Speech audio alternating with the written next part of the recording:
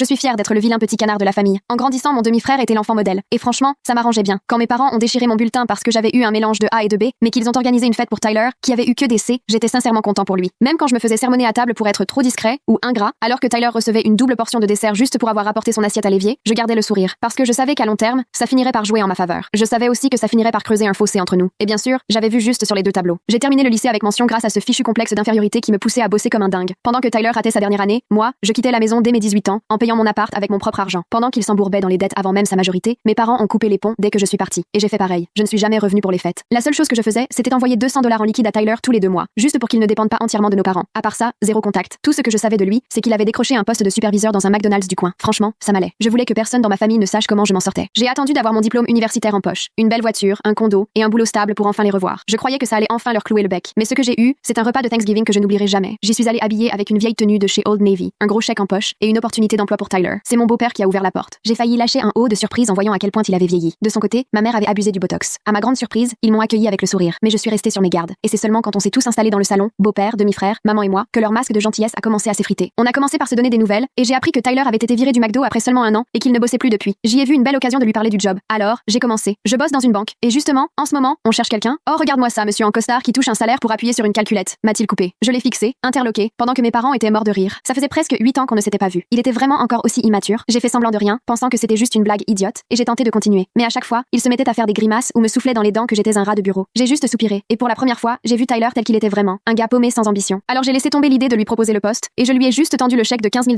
que j'avais dans ma poche. Mais au lieu de me remercier ou même simplement hocher la tête, il a dépassé les bornes. Ton père là-haut doit être drôlement fier que tu sois devenu un pique-assiette, a-t-il lâché. Mon visage s'est figé. Une colère brûlante m'est montée au cou et aux joues. Je me suis levée, les poings serrés, prêt à lui dire ses 4 vérités. Lui, il s'est aussi levé, mais pour détaler et aller s'enfermer dans la salle de bain. Mes parents, eux, scotchés au canapé, faisaient le semblant de ne rien voir. Je me suis approchée de la porte, j'ai commencé à l'ouvrir lentement de l'extérieur, en lançant calmement. Dis donc Tyler, tu savais que j'allais t'offrir un poste à $60 000 par an aujourd'hui? Silence. Mais bon, si tu préfères passer tes journées à traîner en pyjama devant des vidéos de films qui ne sauront jamais que tu existes, dans la chambre d'enfant que t'as jamais quittée, c'est ton choix. Toujours pas un mot. J'ai même pas pris la peine d'ouvrir complètement la porte. J'ai juste tourné les talons et je suis partie. Une petite part de moi était agacée de lui avoir laissé le chèque. Mais au fond, j'étais content d'avoir pu l'aider. Un minimum. Sauf que visiblement, Tyler ne voulait ni du chèque, ni du travail. Ce qu'il voulait vraiment, c'était me tirer vers le bas. Ce que je ne savais pas encore, c'est que mes mots l'avaient blessé, au point qu'il allait s'en servir pour essayer de détruire tout ce que j'avais construit. Découvrez l'histoire complète en cliquant sur la vidéo ci-dessous.